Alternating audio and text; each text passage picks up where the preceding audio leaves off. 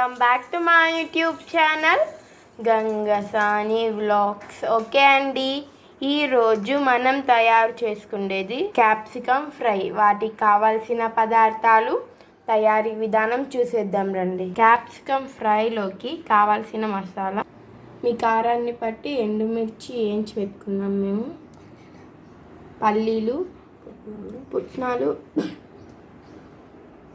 వెల్లుల్లి, కొద్దిగా కొబ్బరి.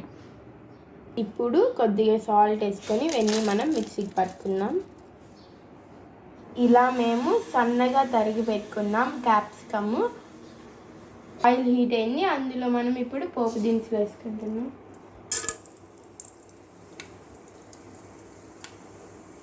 అందులో ఇప్పుడు మనం క్యాప్సికమ్ వేసుకున్నాం. క్యాప్సికమ్ అన్నీ వేసేస్తున్నామండి మేము.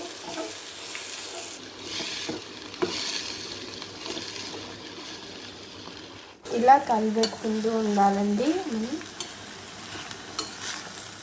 ఇప్పుడు అందులో మనం సాల్ట్ వేద్దాం, తొందరగా మగ్గుతాయి. ఇప్పుడు మనం దీనిపైన ఒక మూత పెట్టుకుందాం, తొందరగా మగ్గిపోతాయండి అవి. మనం గిన్నె పెట్టుకుంటున్నామండి, పెట్టేసుకున్నాం గిన్నె.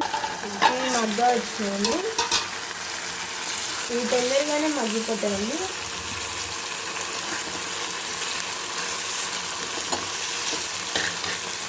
ఇదండి ఇందాక మనం మిక్సీకి పట్టి పెట్టుకున్నాం. ఇది చాలా తొందరగా అవుతుందండి,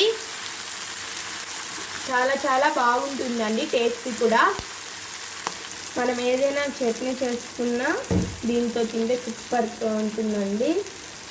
ఇవి ఉడికిపోయాయండి. ఇందాక మనం మిక్సీకి పట్టి పెట్టుకున్నాం కదా మసాలా, అది వేసుకుందాం ఇప్పుడు. అందులో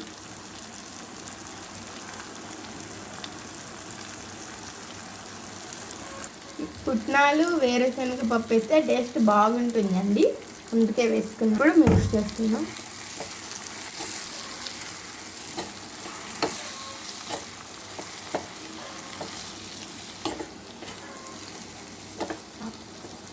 ఇది రెడీ అయిపోయిందండి. స్టవ్ ఆఫ్ చేసుకొని సర్వ్ బౌల్లోకి సర్వ్ చేసేసుకుందాం. వేడి వేడి క్యాప్సికమ్ ఫ్రై రెడీ అయిపోయిందండి. చూడండి ఎంత బాగా వచ్చిందో.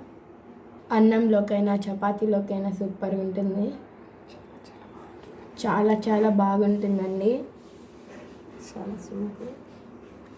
చాలా సింపుల్గా తయారైపోతుంది,